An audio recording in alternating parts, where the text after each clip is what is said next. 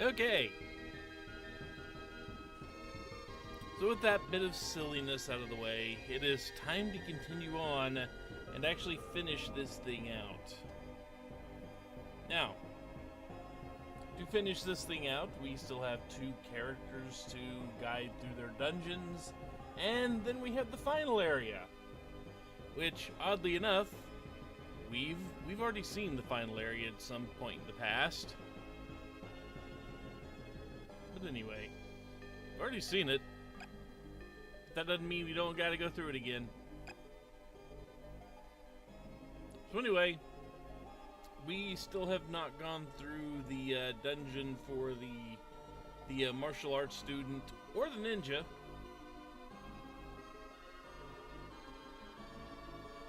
So first, let's pick the ninja. Let's pick the martial arts student back up, shall we?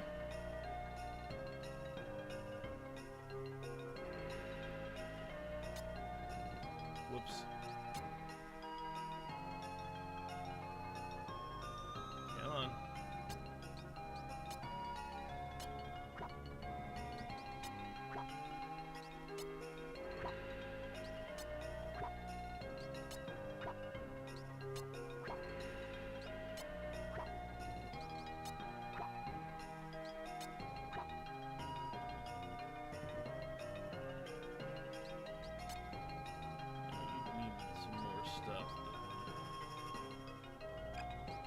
Let's get rid of that parasite sword. There's literally no reason to have it.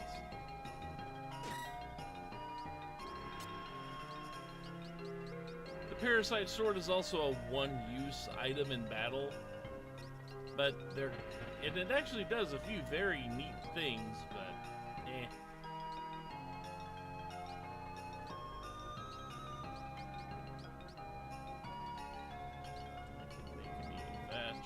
Kind of important because of how long he takes to get going on some of the stuff.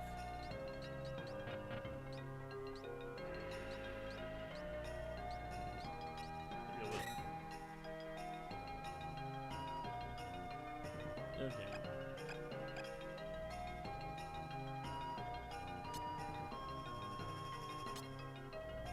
And so, predictably, we're going to kick out the second stringer here. Masaru is actually a really nice tank at the level he's at, but he can't really do much in the way of damage. His main benefit is having the Suda and the Beast Giri ability, which basically debuff your opponents. So he's a viable option for the end, but probably not one we're going to go with anytime soon.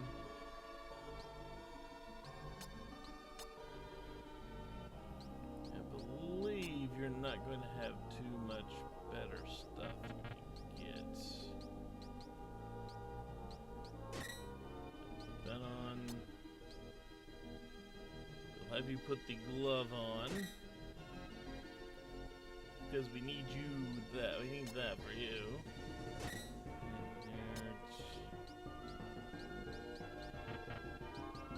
Gotta scan through all the little speed is kind of unimportant for you, really. Considering your main ability is freaking instant. So let's see, we get the glove. You have the ring. You have the helm.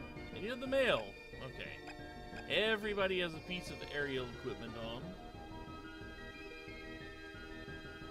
Again, just in case you've forgotten, the main benefit to the aerial armor is that it provides protection from petrification, which is something very little else in the game does. And also, with everyone buffed out, there's very little reason to fight. So we're just gonna run from everything from here on out, just because I really don't want to go through every single fight that this game's gonna throw at us. Anyway, luckily for us, the student here has his dungeon like literally 2 screens away from where he starts. where he just sees the rock and does what he does in the exit and, you know, intro to his scenarios.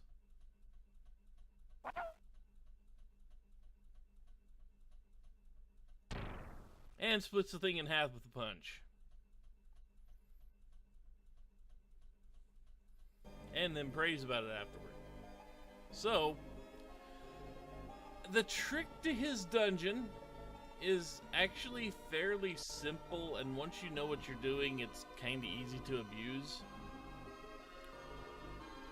His dungeon, I don't recall it actually having any random encounters, but it has these rocks that stick out of the wall. It has 7 of them here and 7 of them in the next area. So you can just kind of see them scattered all over the wall. We need to break one of them. It doesn't really matter in the very least which one.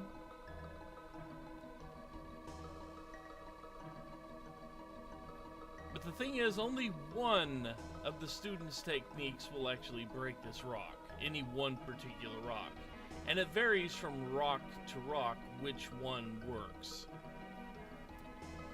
Except for the fact that it basically repeats which ones work in the next section versus here, but all 7 of them here use different techniques to break.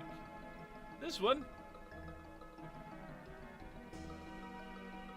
says he'll handle it.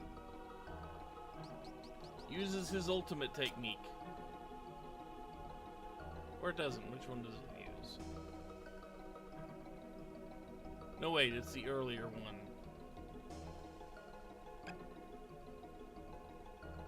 It's the first one.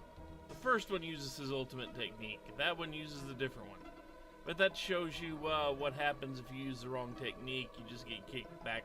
He says, my technique's not working, and you get kicked back to the selection screen.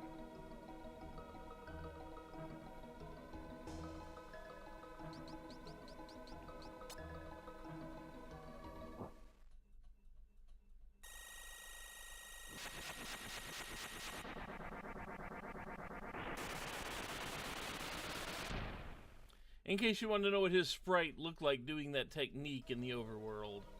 There you go.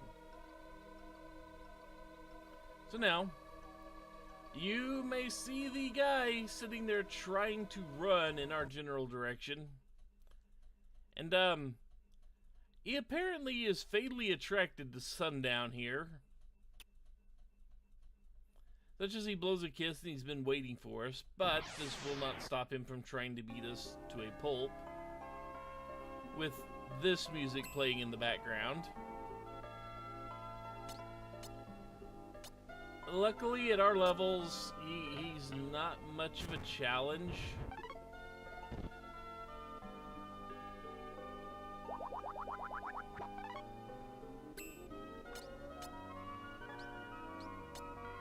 See, I would have questions, but none of them are going to get answered.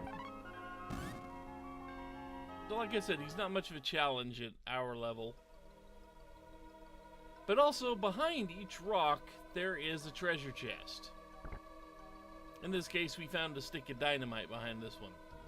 So you may think it's worth it to go through and break each rock, and we can go break each rock just to see the animations Yuan puts out for each of his different techniques he gets to use.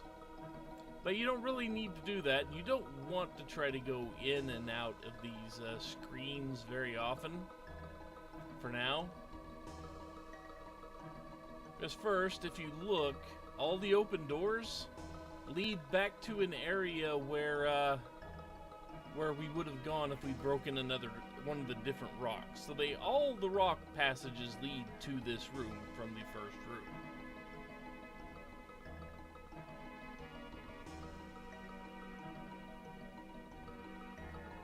And secondly, if we go back in any one of these, including the one we just finished out,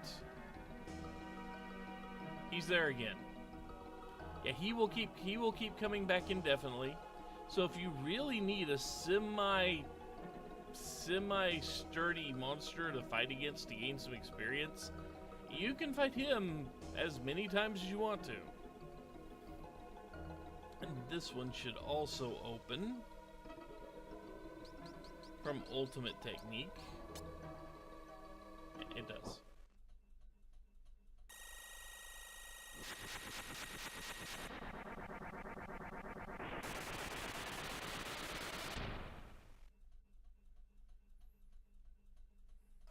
So he opens way again.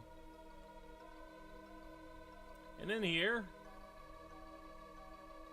there he is. Gives us the exact same speech. He's apparently been waiting for you know, he's apparently just been waiting for sundown this whole time.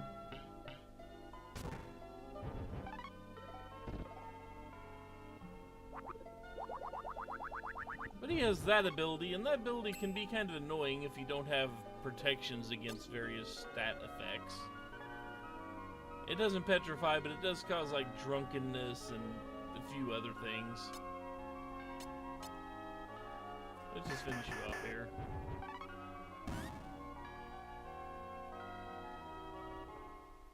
And he drops an Alice biscuit.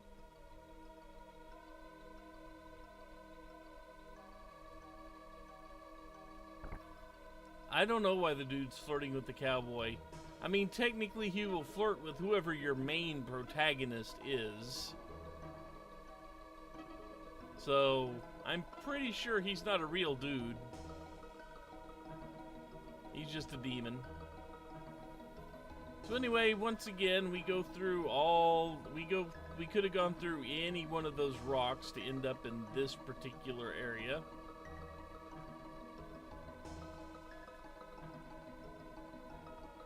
And let's see where it is.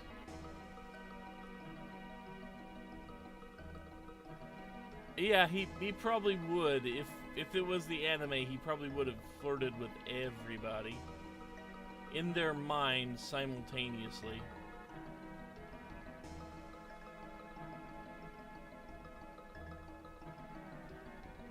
But now we have one less rock to break, and it does not break from the ultimate technique. Yeah, I believe this one is going to be the one we need to use. Yep, there we go.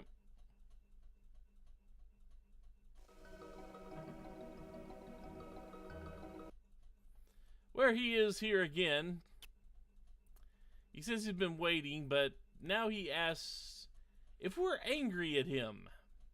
Now we can say no, and it doesn't do exactly what you're hoping.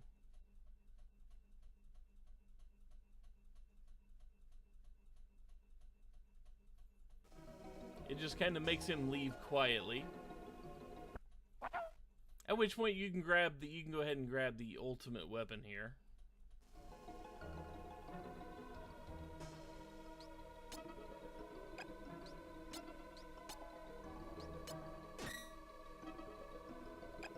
But you might as well.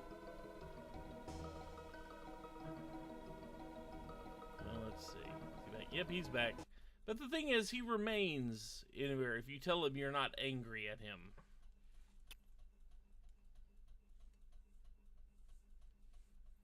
So if you tell him you're angry at him, he does this whole eek why and goes into one final fight with the proper boss theme music. But he is literally exactly no tougher than he was just a second ago. So the Dota Sagan, or however you pronounce that from Pogo. You know what?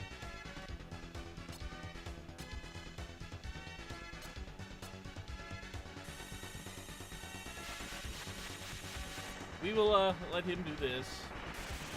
We will let the student get a good hit on him because this is his dungeon. He hasn't done anything else. And that makes him go away forever. So now, we can raid every single door here and get all the treasure.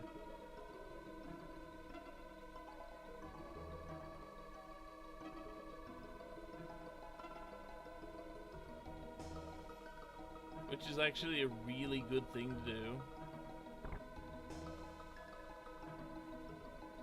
However, I don't know if we can get back out the door. Yeah. We gotta go through the right door to actually, because we haven't unblocked any of the doors, and the student cannot get the leverage he needs to perform his technique.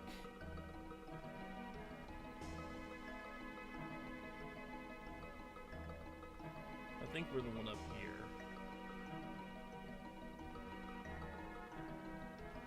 We're up here or over there? Nope.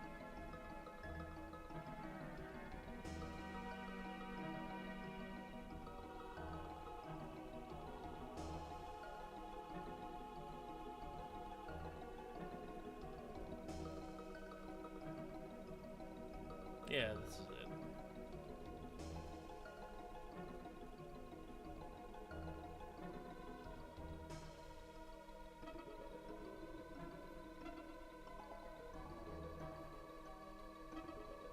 So the easy way to do this is, of course, just leave the doors intact until you're done with everything. And then you can go through and just kind of smash them at your leisure and not have to worry about the dude trying to make moves on a caveman, a cowboy, a martial arts student, and a robot. You don't have to worry about that. And that move should be it.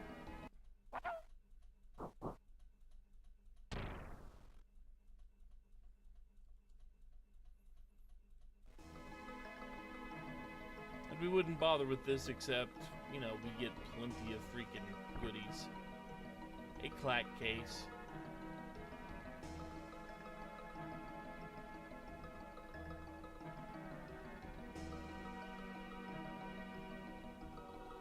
The rest of the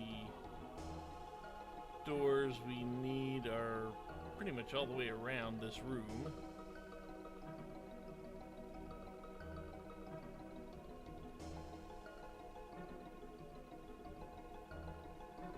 And the first time you do this, you'll probably go through just about all of your arsenal trying to figure out which move exactly works on what door.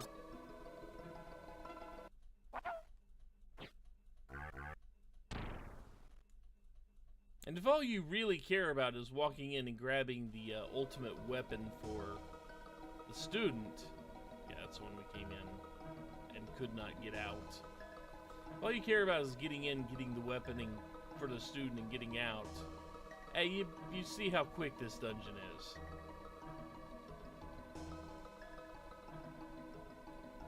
And let's see, should be squirrel kick.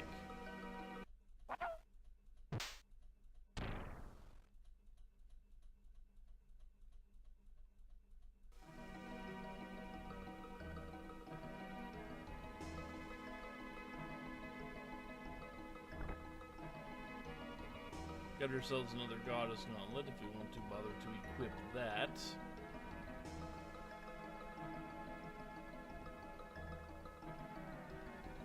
And somewhere buried around here, there's another gold top knot, just in case you didn't want to part with the one you got earlier. To get the piece of aerial equipment from the fish in Pogo's cave. And Monkey Fist? Monkey Fist.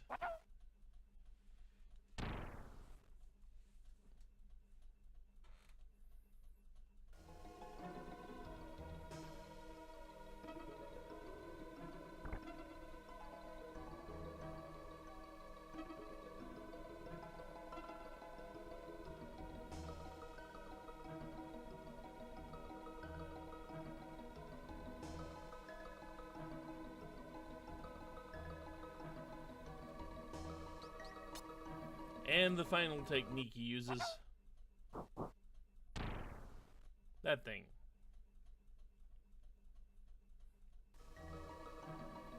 All of them good enough to shatter rock. A Maria's Veil.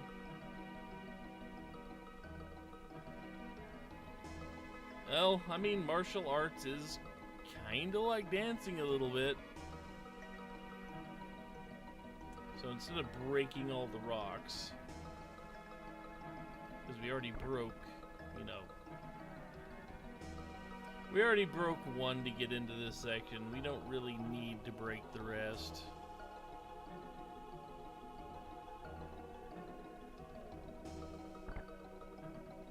Rice helm if you wanted it.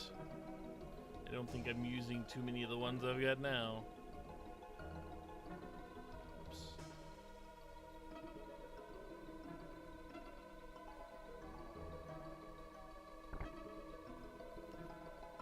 More boots.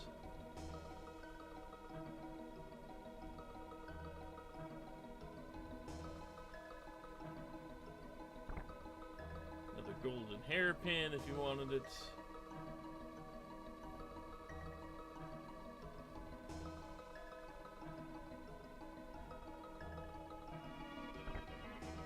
We got thick chest hair.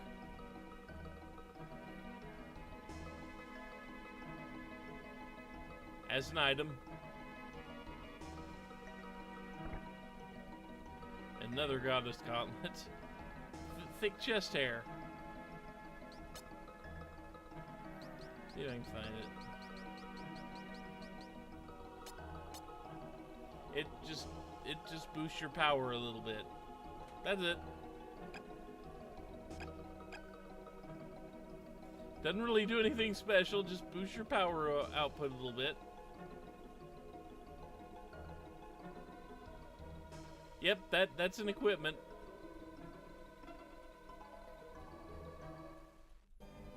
So that is the student become the master. That is his dungeon. And now we are back to running away from every encounter we face just because I don't want to fight them all. Also turning the wrong way.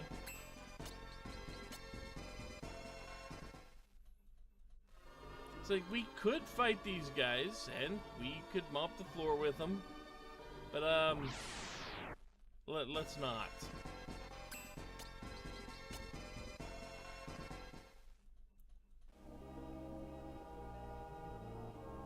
We've literally done all the fighting we need to on the mooks. There it is.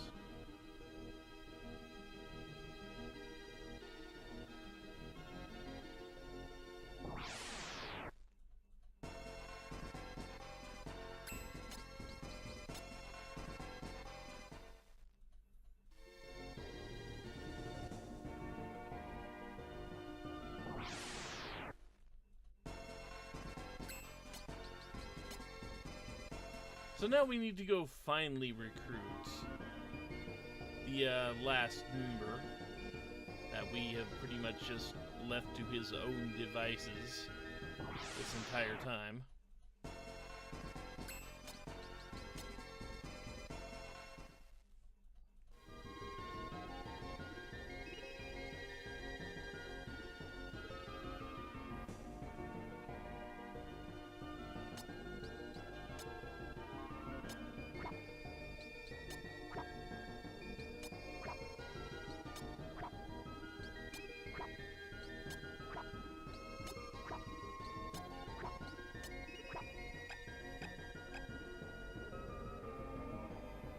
And to do that, remember he dropped down in front of the sign at the very beginning of his section. And now he yells at us because he thinks he has an evil spirit at hand.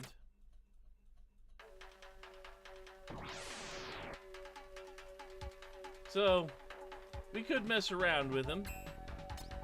But, no. But we'll just do that. Keep it from getting drug out, you know?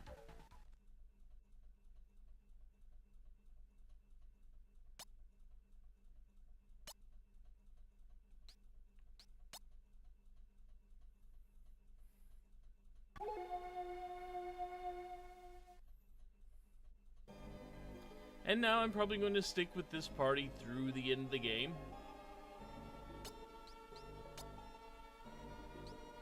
Because Zaburo does have some actual nice nice stats to go along with it. I think he needs speed more than straight out IQ.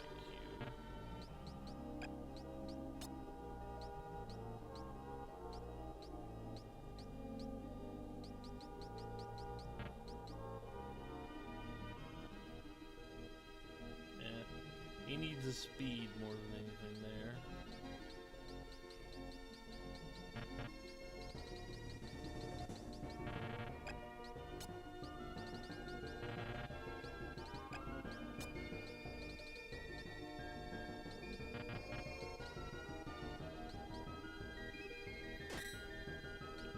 For him, we can remove that because it's actually going to be useful. We can remove that because it's actually going to be useful in our hands.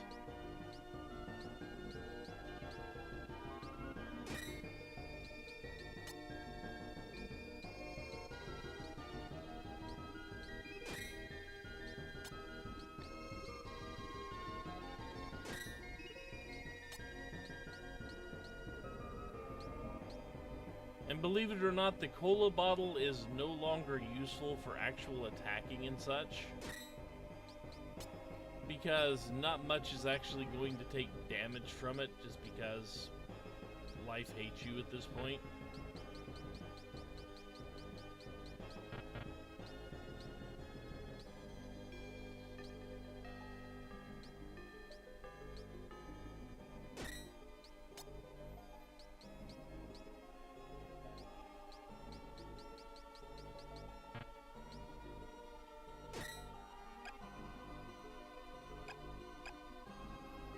And there is one place left we haven't really explored at all, and that is the town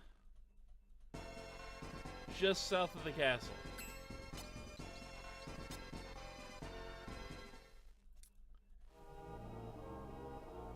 I mean, thankfully for narrative and such, at least our narrative, we haven't needed to until now. Because the entire town has basically been transformed into a dungeon purely for Oboro here.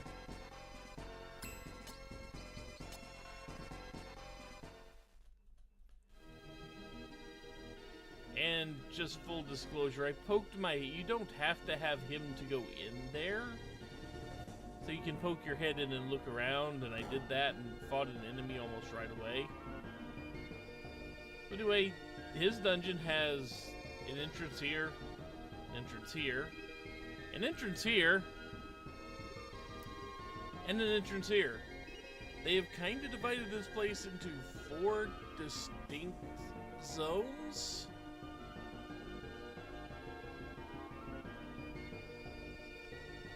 And you kind of need to go into all of them to actually get to the main sword that Oboro will be using. Anyway, let's see which one to do. Yeah. Actually, let's go in the tops first.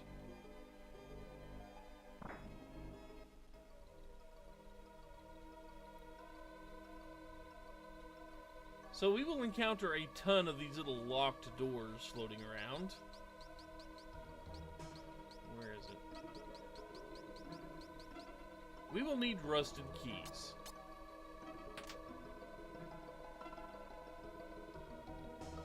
Which will crumble into dust after the first use. So we will likely have to sit there and grind out encounters in here. And ignore most of them because it's going to throw things at us we don't care about fighting.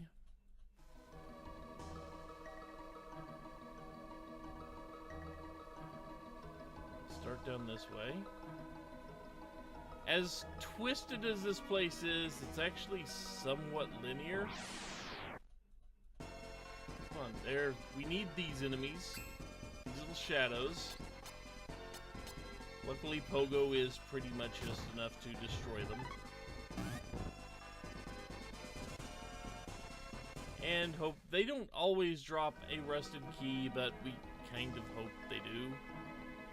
Yeah, the Foot Clan from TMNT. It's basically not far off of what they are, I think. But from here, if we go to the left, we're basically going out back to the south door of that place, so we don't need to go there. We're going through here.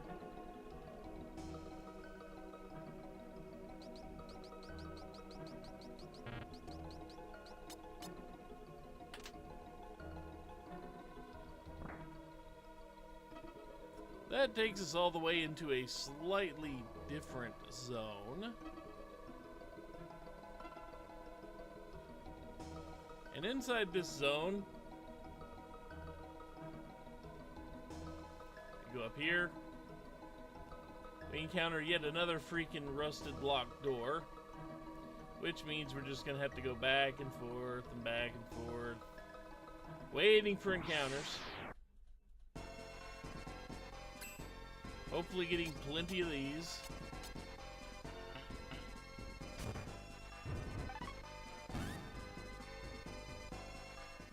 That one didn't drop one. That sucks. And there will be other encounters in here, as you've already seen.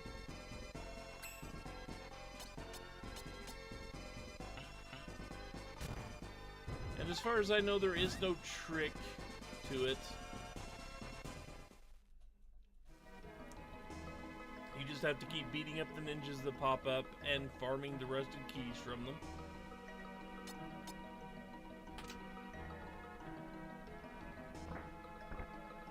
Because scattered throughout this dungeon are 4 main keys that we will need to unlock the last path.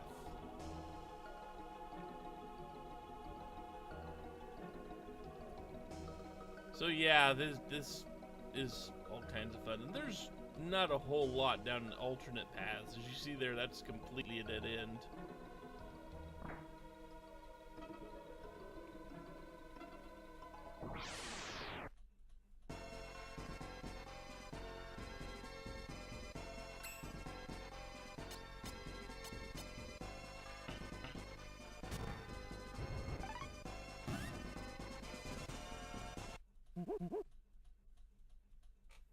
And of course pogo levels, and we get another rusted key, which we need.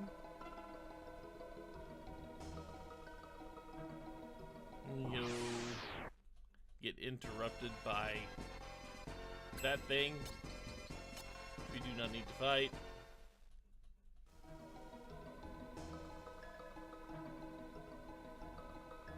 Luckily, we fought another person on our way up here that gave us another key.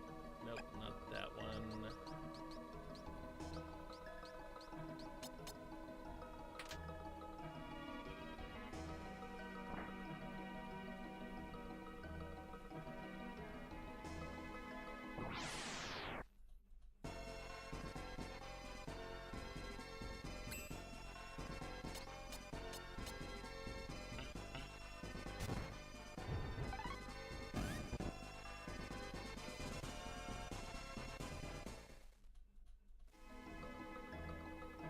We need the keys to keep happening to us. And here is key number 2 that we will need. The main key number 2.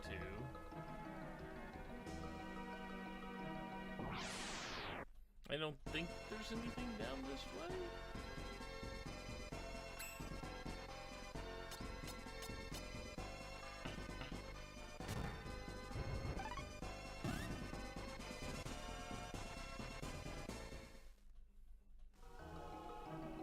Literally no reason to go down that way. And do not want to fight this guy.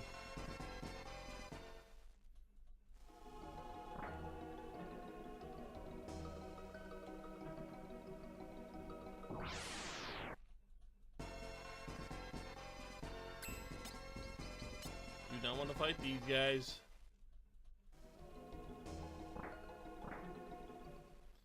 So we pretty much done everything we can in exit 1 there, the upper left entrance.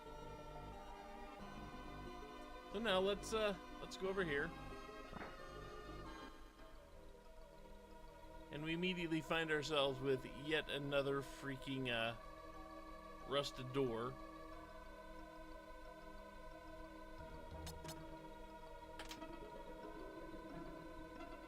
Luckily, we have enough backup. We have one for backup there.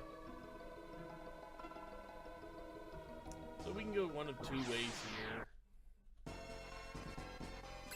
And no need to fight these things, because they kind of hurt and are annoying.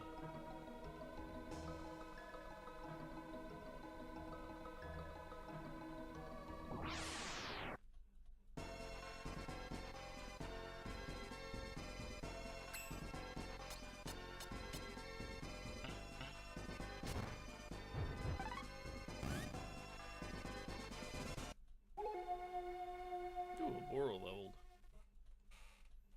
We got another rusted key, which is good.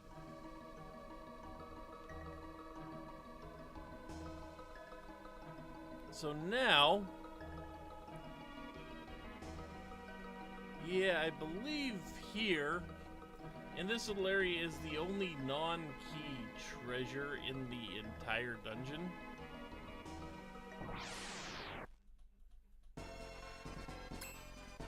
It's also a path to one of the outside areas too, right here.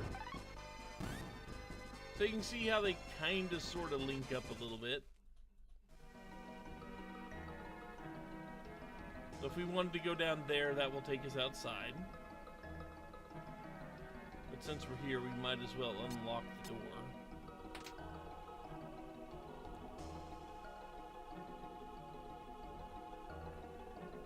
I believe that is the locked door we can avoid, because there is absolutely nothing on the other side except a pit that we can just stare at. So there's no need to there's no need to waste a rusted key on that door if you don't have extras. And I don't have extras. Let's see here. This kind of leads us into a fairly big looping area. We go down here, all the way around, go into the middle door of these three.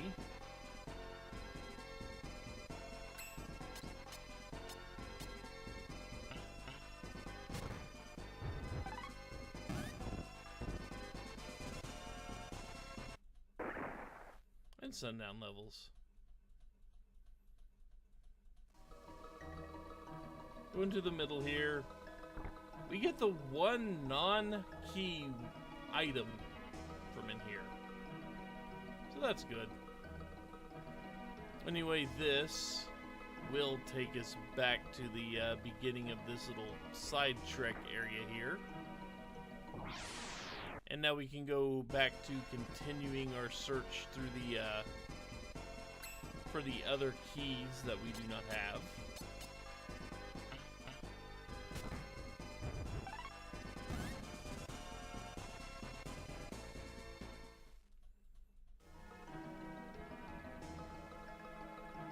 And there's a chance we actually have enough keys now to actually finish out the place.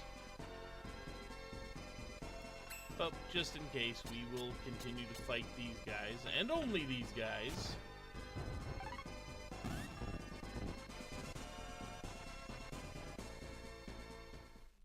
Just in case, you know,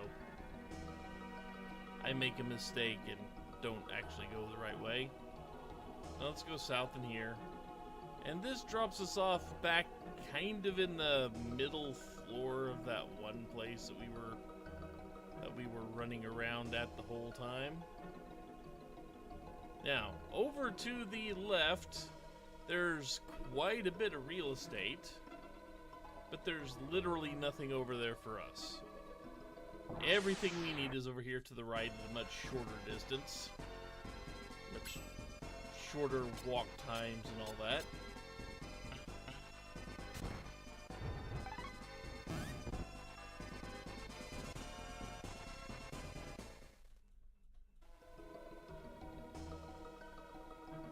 So we go up here. Gets ourselves another key. And now I need to think. Yeah, I didn't quite go the correct. somewhere else I needed to go first. I should have gone down there first. I took the wrong turn at that fork to make this the most efficient trip.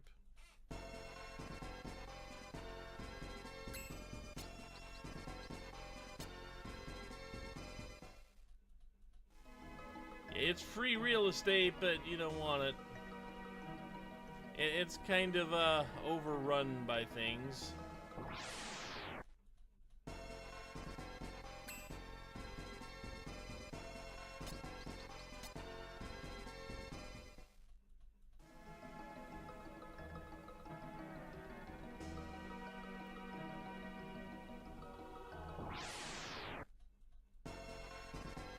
Got too many ninjas in it. Which, if the ninjas were loyal to you, that would make it awesome. But they're not. So, you know, they'd kind of be a pain. They'd constantly ask to borrow, like, your power tools and never return them.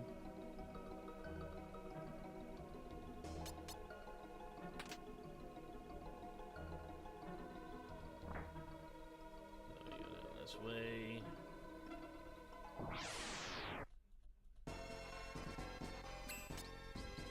Say hell no to that fight, especially in that starting position.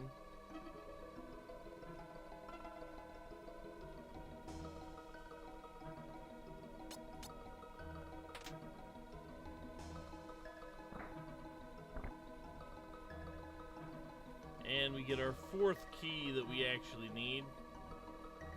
If I just come in here first, we wouldn't be backtracking.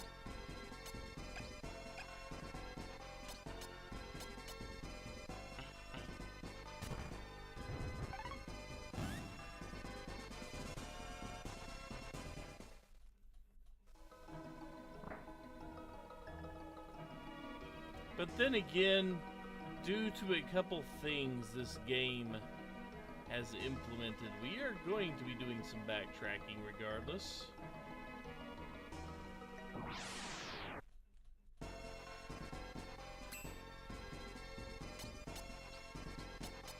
Not in here specifically, but yeah. We're going to be doing some back and forth.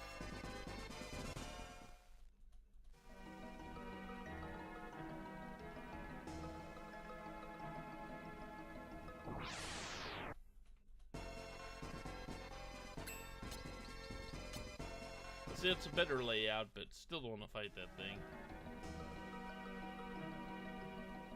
So now we have the bigger, beefier doors. And these are the ones that will require the very specific keys that we have been collecting throughout this place.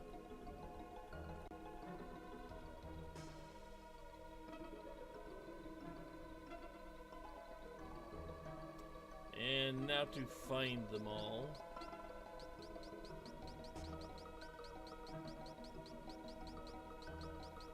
Okay, here's one.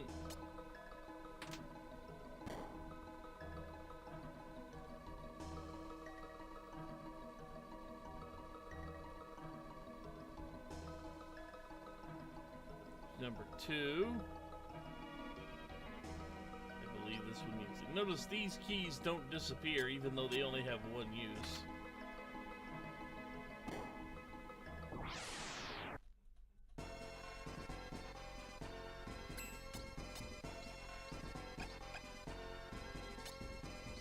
Actually,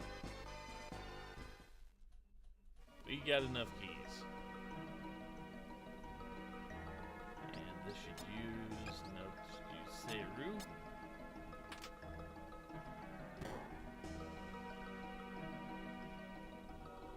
And this one uses the very first key we got out of these 4.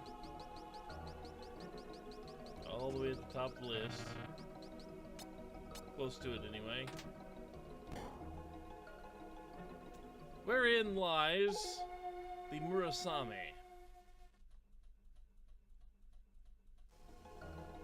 And oddly enough, no actual boss fight, nothing like that. It's just you get to pick up his ultimate weapon.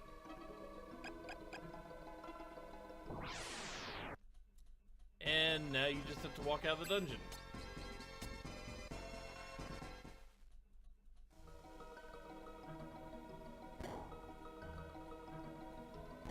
Oddly enough, there's no twist or anything. That is it. We finished the dungeon. We just gotta get out.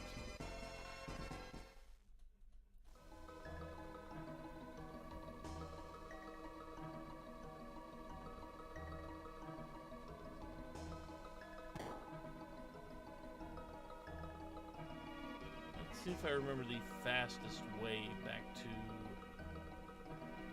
anywhere out of here. I don't, but we will stumble our way out of here eventually.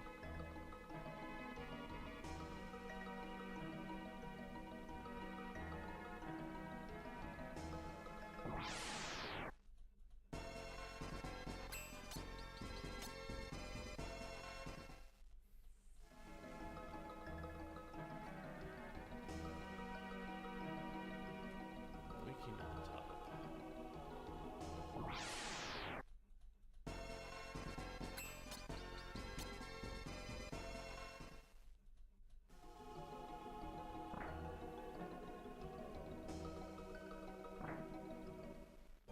And now we're back out in the overworld. So we've gotten everybody pretty much their ultimate gear. We've gotten everything exactly set up the way we need it.